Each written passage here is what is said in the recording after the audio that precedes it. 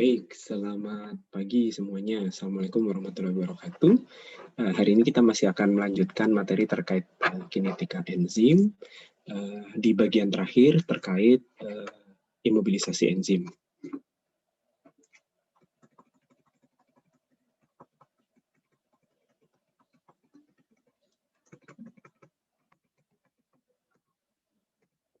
Kemarin sudah dijelaskan singkat oleh Pak Chandra kenapa imobilisasi enzim ini digunakan. Jadi pada dasarnya enzim diimobilisasi agar bisa dipakai kembali atau bisa dipakai berulang atau digunakan secara kontinu karena harga dari enzim itu cukup mahal. Jadi kalau pemakaiannya itu secara tersuspensi, nanti di akhir reaksi enzim, produk, dan sisa substrat itu kan akan bercampur sehingga akan susah untuk dipisahkan. Anda mau ambil produknya, Anda mau gunakan kembali enzimnya, jadi proses pemisahnya akan lebih repot. Sehingga cara yang bisa dilakukan adalah dengan diimobilisasi. Metode imobilisasinya ada macam-macam ya, tapi pada dasarnya ada dua bentuk, yaitu yang kemarin disampaikan oleh Pak Chandra, ada yang bentuknya seperti onde-onde. Onde-onde itu wijennya si enzim ya, kemudian ondenya si supportnya. Nah, itu adalah bentuk terikat, di mana si enzim itu ada di permukaan support. Sementara yang bentuk kedua adalah bentuk roti kismis. Jadi kismisnya itu si enzim, enzimnya ada di dalam. Jadi diperangkap di dalam supportnya. Nanti dari masing-masing metode, terikat maupun terperangkap, itu ada cara-cara khususnya. Nah, penjelasan terkait metode imobilisasi ini akan diberikan di kuliah teknologi enzim biar tidak redundant. Jadi di sini kita akan lihat bagaimana kinerja atau peristiwa-peristiwa apa saja yang bisa terjadi ketika enzimnya diimobilisasi. Ya. Oke. Nah, pada dasarnya ketika enzim itu diimobilisasi, ya, baik enzimnya ada di permukaan support ataupun enzimnya ada di dalam support. Support itu kan benda padat ya, dan nanti Anda bisa bayangkan mediumnya itu dalam kondisi cair, kemudian supportnya dalam bentuk padat. Terus nanti enzimnya ada di permukaan support maupun ada di dalam support. Nah, di sini akan muncul yang namanya hambatan difusi. Kenapa bisa muncul? Ya karena ada dua fasa ya. Ada fasa padat dari gabungan support dengan enzim dan ada fasa cair dari si medium. Plus kalau reaktor bioproses, Anda mungkin perlu mengalirkan udara. Tapi kalau enzim kan tidak ada ya. Jadi nanti secara umum akan ada fasa padat dan fasa cair. Sehingga nanti di fasa cair itu ada substrat yang mau dikonversi. Sementara di fasa padat ada enzim yang diimobilisasi. Agar produknya terbentuk, substratnya kan harus ketemu dengan enzim. Nah, dengan adanya support yang fasanya padat, antara padatan dengan cairan itu akan muncul yang namanya lapisan antar fasa. Ya, nanti kita akan bahas detail ya. Jadi akan ada lapisan antar fasa. Di dalam lapisan antar fasa ini akan memperlambat difusi. Jadi si substrat itu harus berdifusi dulu di lapisan antar fasa baru ketemu dengan si enzim. Demikian juga kalau si enzimnya ada di dalam support, di dalam matriks support. Si substrat itu harus menembus support dulu, terus di dalam dia harus berdifusi baru bisa ketemu enzim. Nah, sehingga hambatan difusi ini pada dasarnya nanti akan sangat dipengaruhi oleh kondisi si support atau jenis si support. Apakah dia berpori atau tidak? Apakah nanti si substrat ini harus atau apakah nanti si substrat ini harus menembus pori atau tidak. Kemudian yang kedua adalah terkait hidrodinamika. Jadi hidrodinamika ini bagaimana pergerakan cairan ya, medium di sekitar support. Kalau hidrodinamikanya bagus, misalnya dengan pengadukan atau aliran mediumnya itu cukup kencang, maka nanti hambatan atau lapisan antar fasa di antara si support dengan medium itu akan lebih tipis. Kalau lebih tipis, berarti hambatan difusinya akan lebih rendah. Yang ketiga adalah dipengaruhi oleh gimana si enzim itu terdistribusi. Kalau seperti model yang onde, berarti kan dia akan menyebar di permukaan support. Apakah distribusinya merata? Apakah satu lapis? Ataukah dua lapis, tiga lapis, atau ya tumpukan-tumpukan enzimnya itu tidak merata. Demikian juga di dalam support yang bentuknya terperangkap. Apakah si enzim itu bisa terdistribusi secara merata di dalam matriks support atau tidak. Karena nanti akan mempengaruhi ya tadi, mempengaruhi bagaimana si substrat itu akan berdifusi. Oke. Semakin besar hambatan difusinya tentunya ya makin lama kan ya ketemunya si substrat dengan enzim. Makin lama makin susah. Sehingga nanti secara umum adanya hambatan difusi ini juga akan tampak sebagai penurunan laju reaksi. Karena perlu waktu yang lebih lama agar si substrat itu ketemu dengan enzim. Nah, secara umum, pengaruh adanya hambatan difusi terhadap laju reaksi ini dinyatakan dalam sebuah bilangan tidak berdimensi ya. Jadi menyatakan antara namanya Dahm-Kohler number, jadi sudah direvisi ya. O-nya ada titik 2, belum sempat diganti. Jadi di sini menyatakan antara perbandingan antara laju reaksi maksimum dengan laju difusi maksimum. Ya, laju reaksi maksimum ya berarti nanti akan Anda harus melihat reaksinya seperti apa. Nah, kalau enzim ya berarti kan mengikuti model Michaelis-Menten. Berarti untuk pasangan enzim dengan substrat tertentu, ya, untuk pasangan enzim dengan substrat tertentu, laju maksimumnya sudah tertentu ya.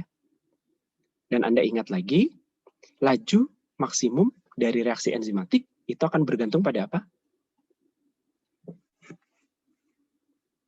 Dari persamaan Michaelis-Menten, dengan memperhatikan mekanisme reaksinya, laju reaksi maksimumnya akan bergantung pada, masih ingat? VM. VM itu dipengaruhi oleh? Jumlah enzim. Jumlah enzim. Betul. Jumlah enzim awal. Ya. Ini yang mempengaruhi laju reaksi maksimum. Nah, sementara laju difusi, nanti kita akan bahas ya, laju difusi maksimum atau difusi itu mencapai maksimum apabila hambatan antar fasanya itu tipis sekali. Ya, jadi laju difusinya akan mencapai maksimum kalau hambatan difusinya tipis sekali, sehingga nanti laju difusi maksimum itu akan dinyatakan sebagai konstanta perpindahan massa dikalikan konsentrasi substrat di bulknya. Nanti dengan penggambaran model kita akan lihat kenapa laju difusi maksimum dinyatakan seperti ini.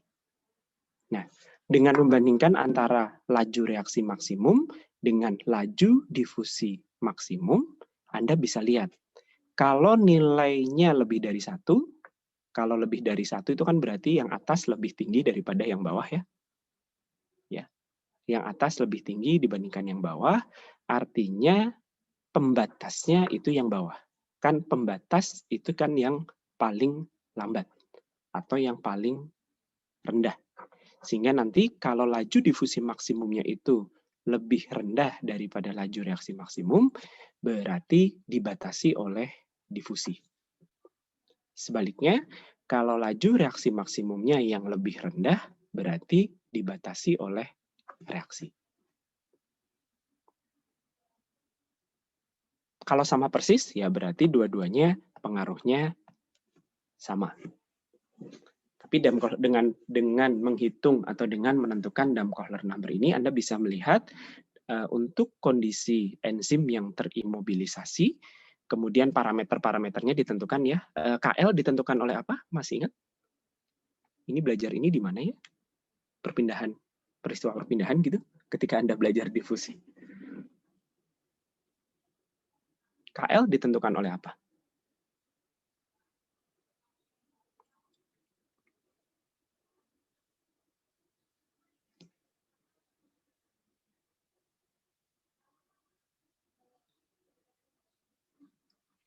Ada yang ingat? KL itu apa sih? Dewi, ada? Ada, Pak. Ya, KL itu apa? Suatu konstanta.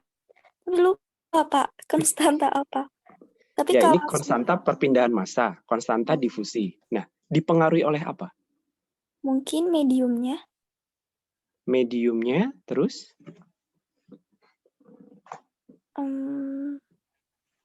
Mediumnya maksudnya gimana?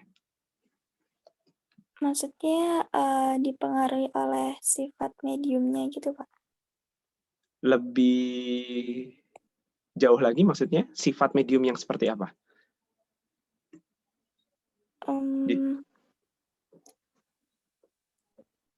Apakah hanya dipengaruhi oleh mediumnya?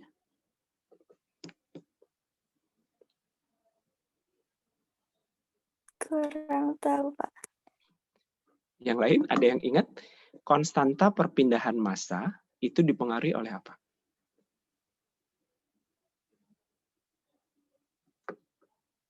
Kalian sudah dapat peristiwa perpindahan kan ya? Rahadian ada? Ada, Pak. Masih ingat konstanta perpindahan massa itu akan dipengaruhi oleh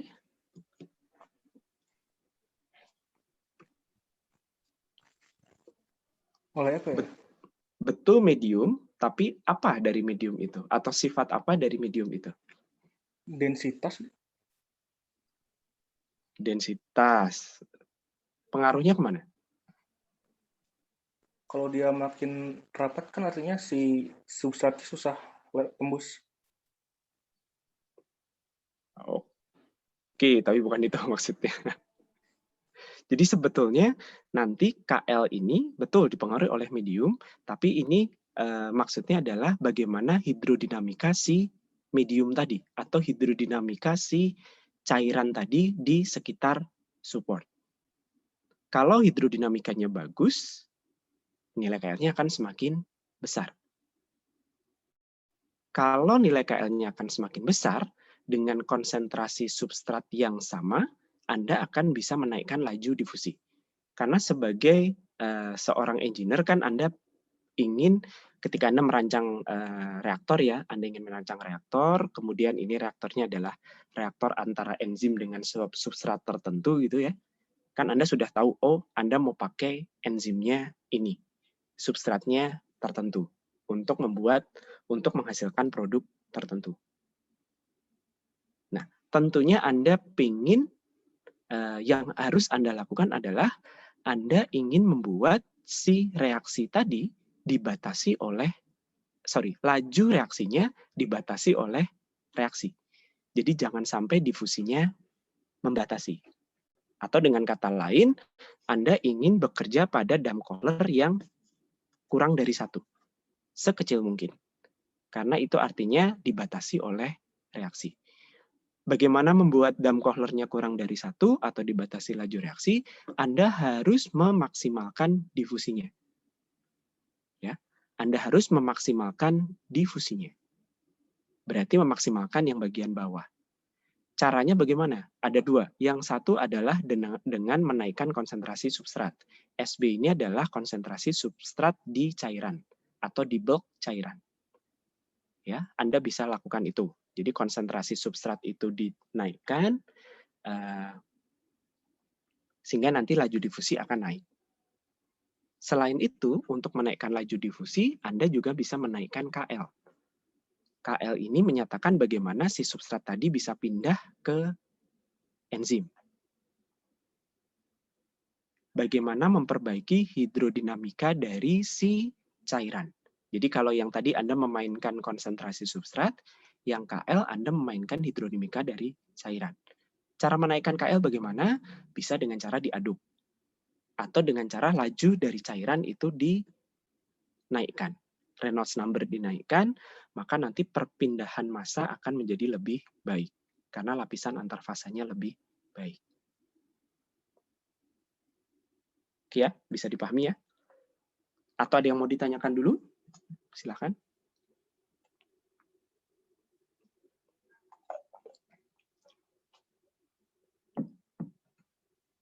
Oke, jadi itu prinsipnya ya. Jadi dengan melakukan perhitungan Damm-Kohler number, Anda bisa lihat mana sih yang membatasi. Untuk perancangan, selalu upayakan pembatasnya adalah reaksi. Jangan sampai difusi. Oke, nah sekarang tadi kan ada dua metode secara umum ya. Yang satu adalah terikat. Terikat itu berarti enzimnya terikat di permukaan suatu support. Jadi sebetulnya kalau kondisi yang realnya kan supportnya macam-macam ya. Anda bisa gunakan karbon aktif kalau misalnya mau pakai metode adsorpsi atau menggunakan polimer tertentu gitu ya. Nah, support ini sifatnya biasanya ada porinya. Karena sebetulnya dengan adanya pori itu akan lebih memudahkan si enzim itu bisa nempel di permukaan. Nah, tapi kalau ada porinya, ya ini kasus real ya.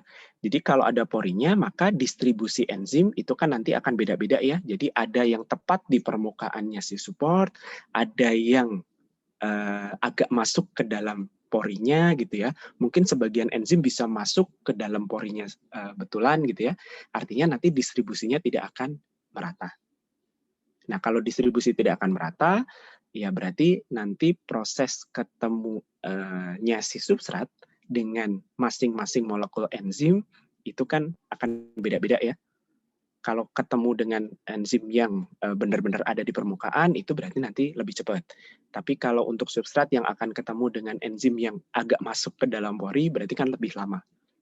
Nah, itu beda-beda. Tapi di sini kita biasa ya, untuk menyusun model atau untuk menggambarkan fenomenanya, ini kita pakai yang paling sederhana dulu. Jadi untuk kasus pertama ini, untuk model yang terikat di permukaan, satu asumsinya adalah si substrat ini tidak berpori. Ya, si substrat ini tidak berpori, artinya apa? Artinya si enzim hanya nempel di permukaan. Enzimnya hanya nempel di permukaan, nempelnya pun merata. Merata ya maksudnya distribusi di permukaannya sama semua. Tidak ada yang 2 tumpuk, 3 tumpuk, 1 tumpuk gitu ya. Anggap semuanya satu lapis merata. Oke ya, jadi asumsi yang pertama supportnya tidak berpori, asumsi yang kedua enzimnya itu tersebarnya merata, asumsi yang ketiga adalah keaktifan dari si enzim sama semua.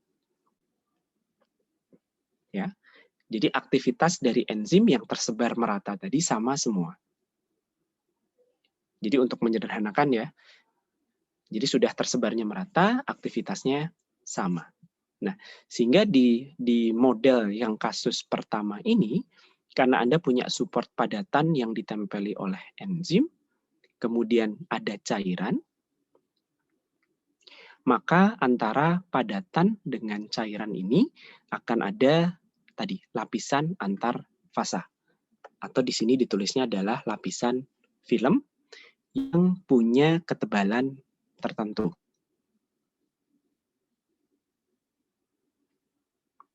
Oke, sampai sini bisa dipahami ya? Oke. karena ada lapisan film dengan ketebalan tertentu, kalau Anda punya konsentrasi substrat di cairan, atau kita sebutnya adalah SB, atau bulk substrate concentration, konsentrasi di bulk cairan, maka sebelum bisa ketemu dengan enzim, maka si substrat tadi itu kan harus berdifusi dulu ya pada ketebalan film tadi. Pada film dengan ketebalan tertentu tadi.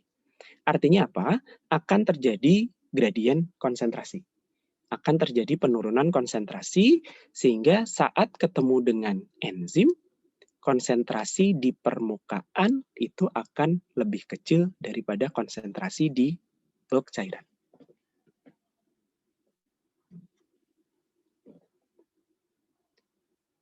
Bisa dipahami ya, jadi SB ini akan turun selama menembus film, kemudian nanti sampai permukaan enzim itu namanya SS, substrate concentration at surface, pada permukaan. Oke, jadi dari sisi difusi, maka kecepatan difusi sebetulnya Anda bisa lihat dari sini. Driving force-nya adalah selisih konsentrasi antara SB dengan SS.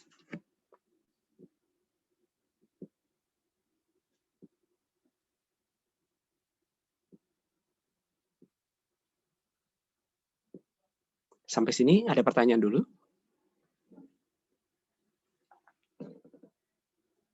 Ya, jadi untuk proses difusi, driving force-nya adalah beda konsentrasi antara SB dengan SS. Nah, nanti hidrodinamika di film thickness itu nanti akan pengaruhi nilai KL. Oke, itu untuk difusinya. Bagaimana dengan reaksinya? Ketika sudah mencapai permukaan enzim dengan konsentrasi sebesar SS, maka akan terjadi reaksi kan ya? Terjadi reaksi enzimatik. Akan terjadi reaksi enzimatik, Anda masih ingat persamaan reaksi enzimatiknya ya, mengikuti Michaelis-Menten.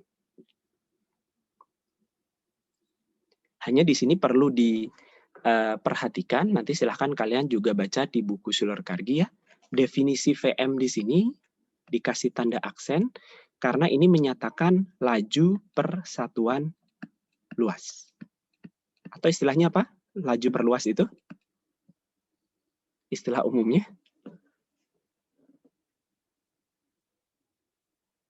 Flux. Ada yang ingat? Apa? Flux. Flux, betul. Ya, jadi di sini lajunya baik yang difusi maupun yang reaksi itu dinyatakan sebagai flux, laju persatuan luas. Sehingga definisi VM adalah laju reaksi maksimum persatuan luas. Oke ya, jadi kalau sudah ketemu dengan pada saat ketemu dengan enzim, konsentrasinya adalah sebesar SS, Anda bisa nyatakan persamaan lajunya dari Michaelis-Menten. Lajunya dalam flux, laju per luas. Difusinya juga dalam flux. Nah sekarang, kalau misalnya difusinya itu, kalau dA lebih besar daripada 1, difusinya menghambat atau tidak? Menghambat, Pak. Oke, jadi kalau dA itu lebih besar atau jauh lebih besar daripada 1, artinya laju difusinya menghambat. Kalau laju difusinya menghambat, artinya difusinya lambat sekali. Betul ya? Ya, jadi difusi di dalam lapisan thickness ini akan lambat sekali. Kalau lambat sekali, apa yang terjadi dengan SS? Kalau pindahnya substrat dari cairan ke enzim itu lambat. Maka begitu ketemu dengan enzim, dia akan langsung bereaksi menjadi produk. Ya, saking lambatnya difusi ini, misalnya Anda dibiarkan kelaparan gitu ya, berjam-jam. Begitu ada makanan datang langsung habis gitu ya. Analoginya mungkin seperti itu. Nah, dengan adanya difusi yang lambat, ketika mencapai permukaan enzim, langsung bereaksi dengan enzim dan membentuk produk, maka ketika difusi itu menghambat, SS akan sama dengan 0.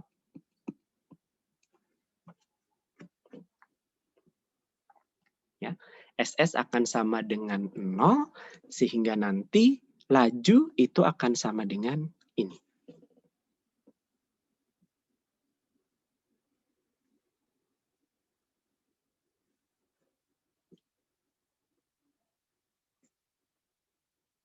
Ya, karena tadi laju difusinya itu ini, driving force-nya adalah selisih antara SB minus SS, maka laju difusi maksimum itu adalah KL dikalikan SB. Ya, kan driving force terbesar kan kalau hidrodinamikanya tidak Anda ubah, KL-nya kan tetap ya.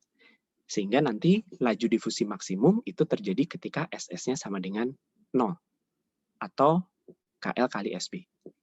Sama juga ketika difusinya itu menghambat, fenomena yang terjadi adalah SS-nya juga sama dengan 0. Sehingga laju reaksi itu akan sama dengan KL dikalikan SB. Jadi laju reaksi akan ditentukan atau akan ditentukan ya, rate determining step-nya itu adalah laju difusi, yaitu KL dikalikan SB. Dengan pemahaman tadi, karena saking lambatnya, begitu nyampe di enzim, substratnya langsung bereaksi. SS-nya akan sama dengan 0. Sebaliknya, kalau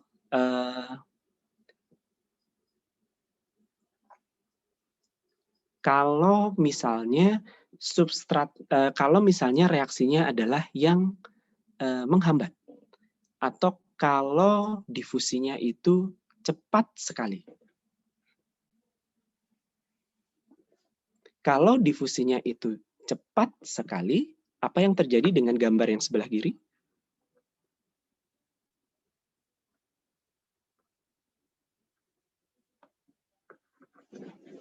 Atau difusi yang cepat sekali itu akan disebabkan oleh apa? Atau bagaimana Anda bisa memastikan difusinya cepat? Tadi sudah disebutkan. Caranya bagaimana? Untuk memastikan difusi itu cepat, tidak membatasi.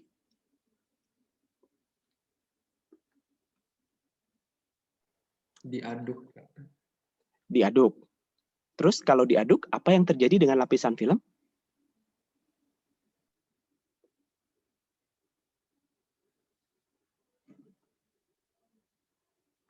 Ayo. Tambah tercampur gitu ya Pak Ken? Iya, dengan pengadukan sebetulnya apa yang akan terjadi dengan ketebalan lapisan film ini? Makin tebal atau makin tipis? Makin tipis, Pak. Makin tipis, ya. Jadi makin lama lapisan filmnya itu bukan makin lama ya, dengan pengadukan yang lebih baik atau laju alir yang lebih tinggi, maka ketebalan lapisan film akan berkurang. Kalau ketebalan lapisan film akan berkurang, maka nilai SS itu akan semakin mendekati nilai SB. Ya kan? Kalau lapisan filmnya tidak ada sama sekali, berarti SS akan sama dengan SB. Ya, jadi ketika laju reaksinya itu menjadi pembatas atau laju difusinya besar sekali, maka laju reaksi akan menjadi ini. Ya, berubah dari ini menjadi ini.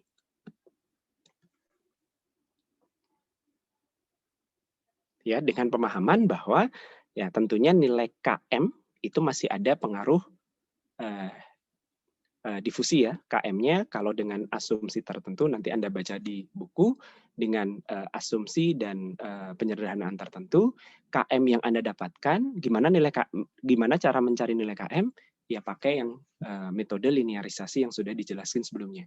Anda menghitung laju reaksi, Anda menghitung konsentrasi substrat. Konsentrasi substrat itu kan konsentrasi substrat yang ada di bloknya.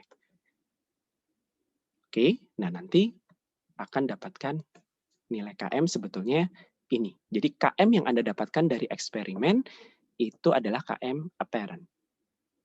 tentunya masih ada faktor difusi ya. Jadi dengan pendekatan tertentu KM apparent itu bisa dihitung dari nilai KM aslinya si enzim. Jadi kalau tidak ada difusi sama sekali atau kalau difusinya sangat-sangat tinggi, ya nilai KM apparent ini akan mendekati nilai KM si enzim.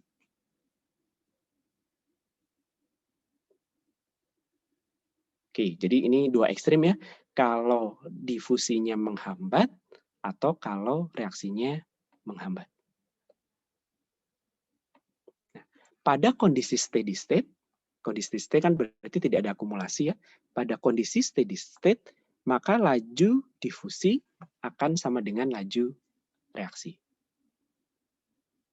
Yang kiri adalah difusinya, yang kanan adalah reaksinya. Ya, jadi seimbang. Ingat lagi ya, lajunya dalam flux, laju persatuan massa. Maka dalam kondisi steady state, laju difusi sama dengan laju reaksi. Dari sini ada yang mau dikonfirmasi dulu? Bisa dipahami ya?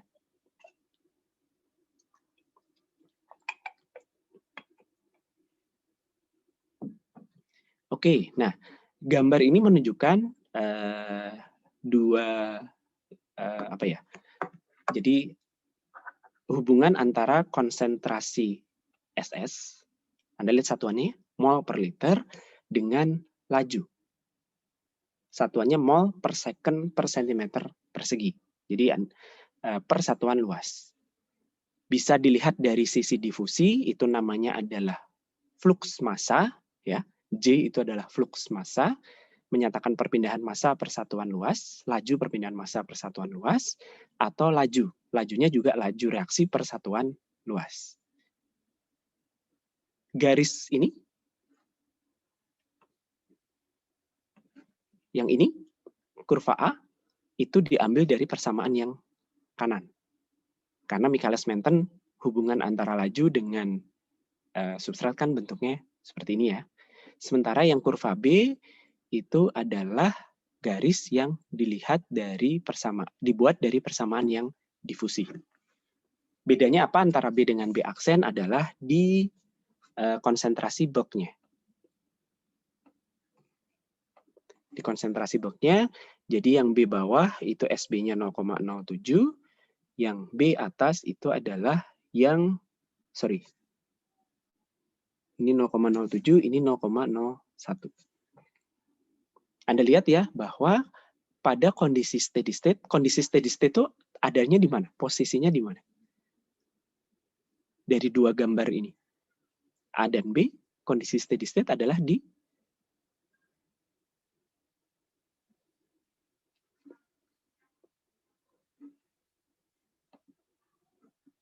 Marcella. Iya Pak, yang A ya Pak. Kondisi steady state itu yang ini, yang persamaan bahwa laju difusi itu sama dengan laju reaksi. Jadi kalau Anda punya kurva reaksi dengan kurva difusi, maka yang namanya kondisi steady state posisinya ada di mana? Laju reaksi sama dengan laju difusi itu posisinya ada di mana? Di gambar ini.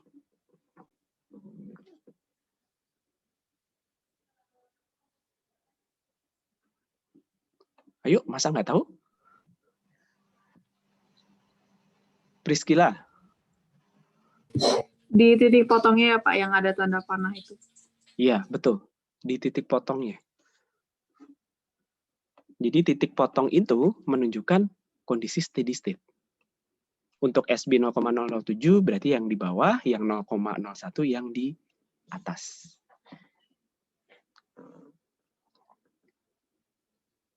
Bisa dipahami ya? Jadi di kondisi steady state Anda bisa hitung pakai gambar ini, kalau SB 0,01 berapa lajunya, ya, dan berapa SS-nya. Laju berarti tarik garis ke kiri, SS tarik garis ke bawah. Kalau yang di bawah, yang SB-nya 0,007 ya, yang titik potong yang bawah. Anda bisa lihat ya, dengan menaikkan SB, laju pada saat steady state itu akan naik.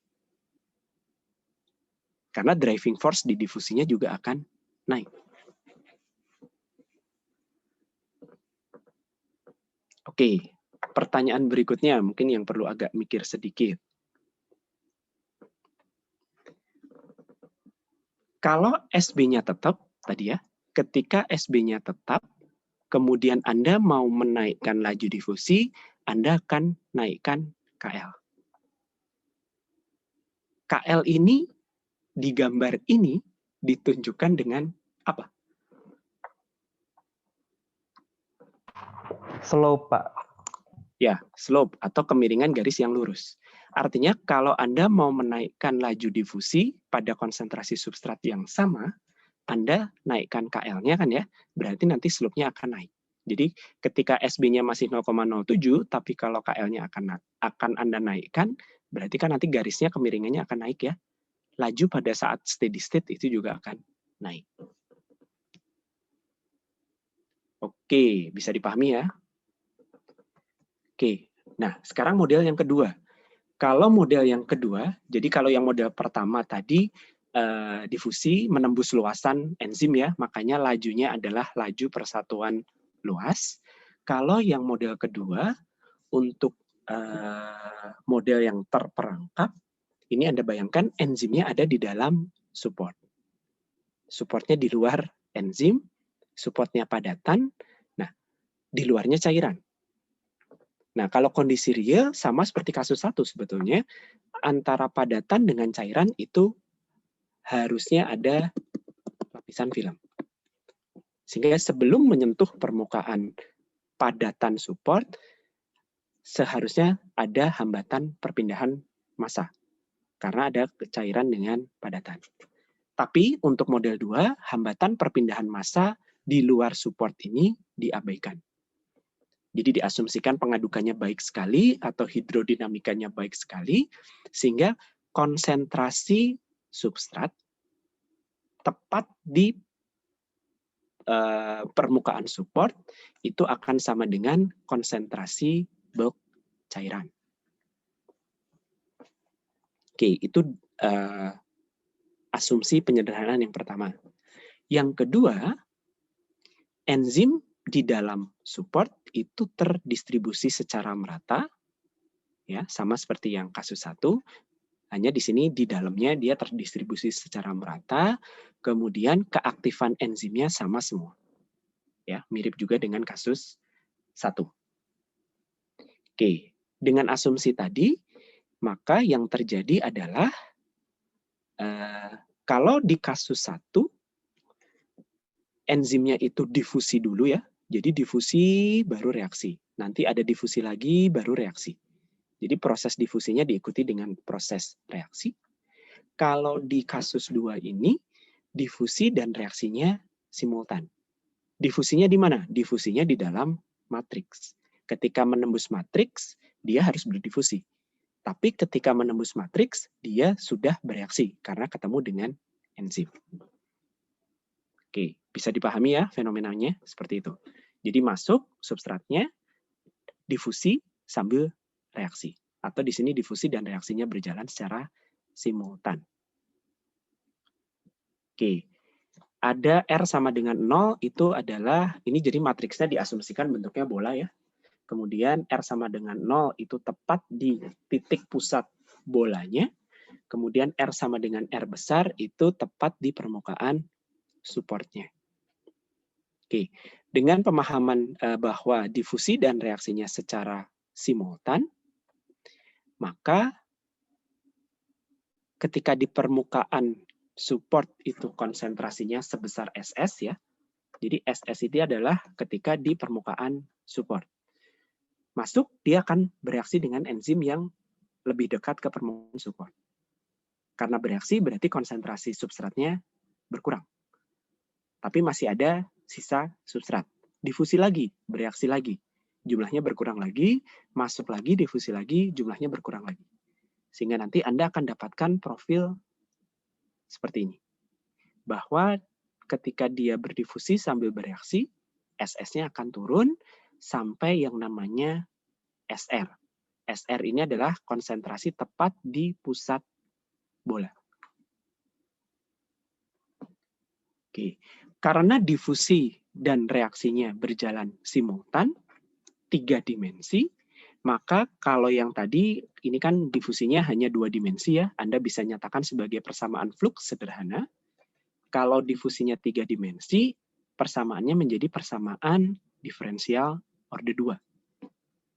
Pas Anda peristiwa perpindahan, mestinya kemarin sudah dijelaskan ya, kalau difusinya itu menembus suatu volume, maka akan menjadi persamaan orde 2 fungsi dari jari-jari bola dan fungsi dari konsentrasi substrat. Ada parameter yang namanya D. D ini adalah difusivitas difusivitas di dalam matriks. Ya. Jadi ini adalah persamaan laju difusi. Difusinya 3 dimensi, menembus volume. Yang kanan, ini adalah persamaan laju reaksi. Tetap pakai Michaelis-Menten. Kalau reaksi enzim, ya pasti pakai Michaelis-Menten. Nah, ini adalah laju reaksi 3 dimensi juga. Sehingga laju reaksinya per satuan volume. Ya, laju reaksinya per satuan volume. Jadi Vm di sini adalah laju reaksi maksimum per satuan volume. Mungkin perlu diperhatikan ya. Nah sekarang, kalau pada kasus ketika konsentrasi substrat itu tidak terlalu besar ya, misalnya Anda punya support, isinya enzim, kemudian konsentrasi substrat yang masuk ke dalam konsentrasi substrat di box cairan ini tidak terlalu besar. Nah, begitu masuk kan dia akan bereaksi ya. SS-nya turun terus. Kalau konsentrasi substrat yang masuk tidak terlalu tinggi, ada kondisi di mana sebelum sampai pusat bola, konsentrasi substratnya sudah habis. Antara SS-nya mungkin terlalu kecil atau ukuran bolanya terlalu besar. Nah ini kan kita tidak inginkan ya. Jadi harus ada kondisi optimum, kita harus memastikan bahwa masih ada substrat yang bisa menembus sampai ke pusat bola. Kalau nggak percuma, enzim yang di dalam-dalam kan nggak ada gunanya. Jadi seperti itu ya. Oke, nah sekarang sama ya, kalau kondisi steady state, Anda bisa nyatakan laju difusi itu akan sama dengan laju reaksi. Kalau tadi menyelesaikannya bisa langsung untuk mencari SS ya, untuk mencari SS pada kondisi steady state Anda bisa langsung pakai gambar atau Anda substitusikan. Nah kalau ini kan agak rumit ya, jadi Anda bisa selesaikan dengan menetapkan ini solusi analytical, nanti dibantu dengan gambar juga. Anda menetapkan yang namanya bilangan tidak berdimensi. Ada yang namanya S, jadi rasio antara konsentrasi substrat pada posisi tertentu ya. S itu konsentrasi substrat pada posisi tertentu per konsentrasi substrat di permukaan. Kemudian ada yang namanya rasio jari-jari, jarak dari pusat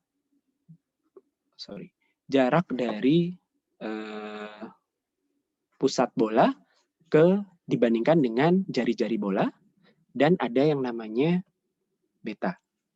Beta ini adalah rasio antara Km dari si enzim, Km kan parameter intrinsik dari si enzim, dibagi dengan konsentrasi substrat di permukaan. Oke, kemudian dibuat ya, diselesaikan. Nah, dari sini nanti ada yang namanya ini, modulus Thiele. Modulus Thiele ini menyatakan si parameter antara jari-jari support ya, ukuran supportnya dalam parameter jari-jari, laju reaksi maksimum dari si enzim per satuan volume, Km dari si enzim, dan difusivitas efektifnya. Jadi seberapa efektif si substrat menembus ke dalam matriks.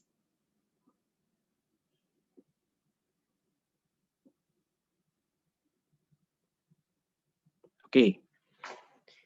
Nah, karena tadi laju difusi maupun laju reaksi, jadi laju difusi kan menyatakan laju perpindahan substrat. laju reaksi menyatakan laju konsumsi substrat. Nah, pada kondisi steady state, laju konsumsi substrat akan sama dengan laju perpindahan substrat. Tapi persamaan yang di atas ini persatuan volume. Ya, persatuan volume, nanti si substratnya akan menembus ke volume di dalam matriks tadi. Sehingga laju konsumsi substrat akan sama dengan laju perpindahan substrat. Ini akan sama dengan, kalau dinyatakan dalam difusivitas ya, jadi perubahan konsentrasi substrat per jarak. Ya. Jadi seberapa jauh si substrat tadi menembus jarak, jarak itu dihitung relatif terhadap titik pusat bola, dikalikan difusivitas, dikalikan luas permukaan bolanya. Oke, sekarang untuk kasus ini pengaruh difusi ya, karena si substrat itu harus berdifusi dulu sebelum bisa ketemu si enzim. Jadi pengaruh difusi itu akan dinyatakan sebagai faktor keefektifan.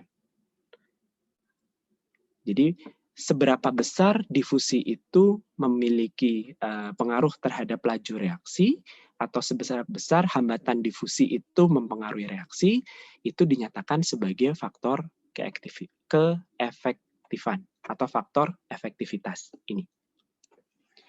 Jadi tinggal sebagai pengalih saja dari laju reaksi. Kalau difusinya tidak menghambat, difusinya kencang sekali, difusinya cepat sekali, maka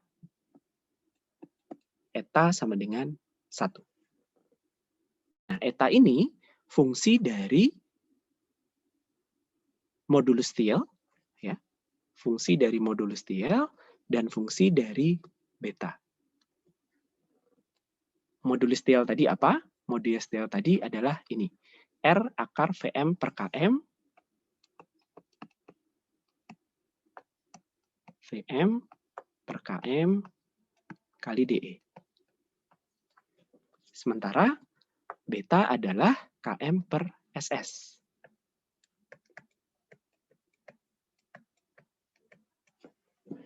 Nah, dari kurva yang kiri ini, apa yang bisa Anda lihat? Yang Anda inginkan kan Anda memaksimalkan faktor keefektifan. Anda mengejar nilai etanya mendekati 1. Apa yang bisa Anda lakukan untuk memaksimalkan eta atau membuat etanya mendekati 1 kalau dari kurva ini? Terhadap Thiel modulus diapakan, terhadap beta diapakan? Dinaikkan atau diturunkan? Thielnya diturunkan, Pak. Ya, modulus Thielnya diturunkan. Kalau betanya?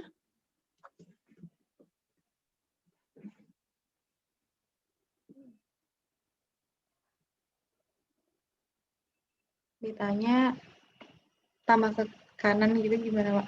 Ya, tambah ke kanan nilai betanya turun atau naik gitu. Kan ada. Ya, betul. Nilai betanya diturunkan.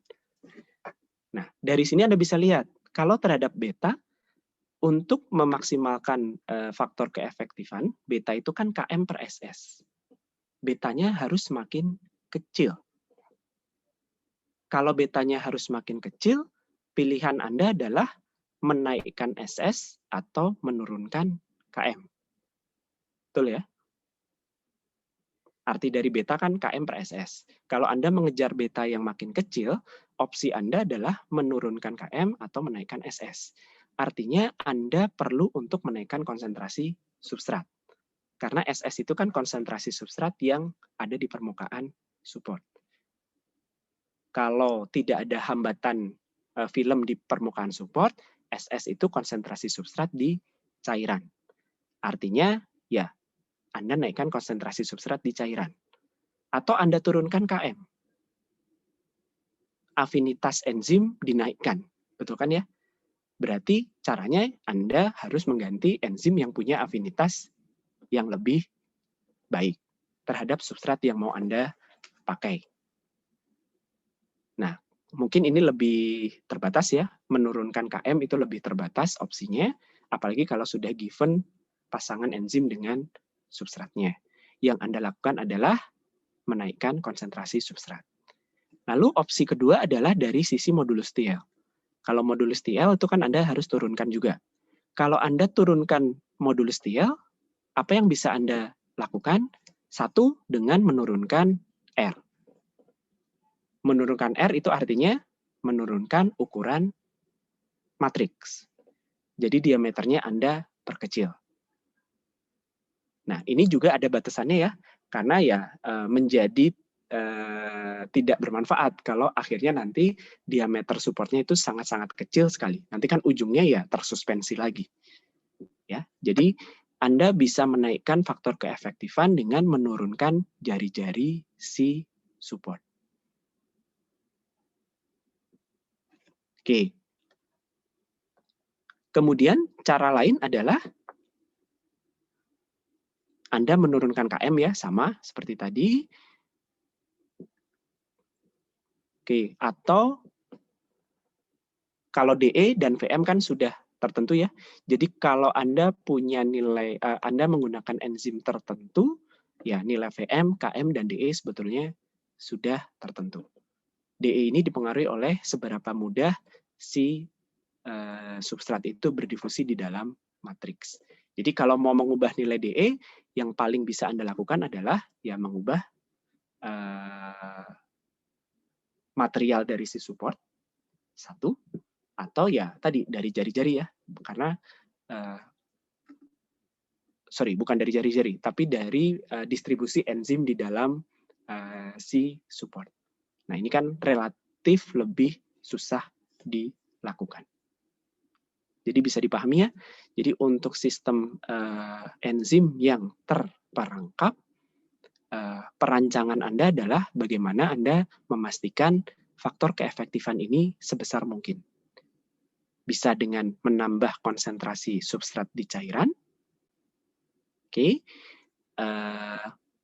menurunkan, mengecilkan si ukuran support, atau memperbaiki difusivitas dari si substrat di dalam support. Oke, itu apakah ada yang mau ditanyakan? Atau dari Pak Chandra dan Pak Guntur, apakah ada yang mau ditambahkan? Silahkan. Saya enggak. Oh, Pak Chandra tidak ada ya, Pak Guntur? Ada kelas nulisnya juga. Oke. Ya, dari mahasiswa apakah ada yang mau ditanyakan? Pak, saya izin bertanya. Yuk, silakan. Untuk dari dua mekanisme yang sudah dikasih, yang roti kismis sama satu lagi onde-onde, itu biasanya tuh yang dipakai di industri mayoritas tuh yang mana sih, Pak? Dua-duanya ada. Ya, jadi tergantung sistem enzim dan substratnya, itu dua-duanya ada. Ada yang kalau misalnya nih yang konversi, setahu saya ya, yang konversi glukosa menjadi fruktosa, itu enzimnya dibuat dalam bentuk kismis, diperangkap di dalam matriks polimer karbohidrat. Kalau yang, saya lupa ya, tapi ada sistem lain yang pakai karbon aktif, kemudian enzimnya diikat di permukaan karbon aktif, itu juga ada. Karena sebetulnya sistem yang onde-onde itu pembuatannya lebih mudah. Jadi Anda tinggal siapkan, dan ini lebih umum ya, nanti Anda bisa cari juga contoh-contoh industrinya yang memanfaatkan enzim yang terimobilisasi, lebih umum yang model terikat. Karena tinggal menempelkan si enzim di permukaan support. Kalau yang terperangkap, itu kan Anda harus sedikit lebih repot untuk membuat si polimer perangkapnya, kemudian nanti si enzimnya disuspensikan di polimer tadi, terus polimernya kan diperaskan. Tapi dua-duanya ada. Atau Pak Guntur ingat yang model terikat ini digunakan di industri apa? Saya kok lupa. Tapi keduanya cukup umum dipakai. Dan metodenya macam-macam ya. Terikat itu ngikatnya juga bisa pakai adsorpsi biasa, ada pakai ikatan ion, atau pakai ikatan kovalen, atau di crosslink. Makin kuat ikatannya, makin kuat jenis ikatannya, ya berarti enzimnya terikat dengan kuat. Tapi biasanya trade-off-nya kerusakan enzim itu naik. Nah, nanti di kuliah enzim yang membahas imobilisasi, ini kita akan bahas lebih detail. Baik, Pak. Terima kasih. Yo. Ada lagi? Waktunya sudah lewat sebetulnya ya. Kalian ada labtek? Ada, Pak. Ada kuliah pendahuluan. Oke, mungkin untuk hari ini berarti materi terkait kinetika enzim selesai ya. Jadi ini ada PR sedikit, silahkan dicatat. Jadi nanti minggu depan silahkan dikumpulkan lewat Google Classroom.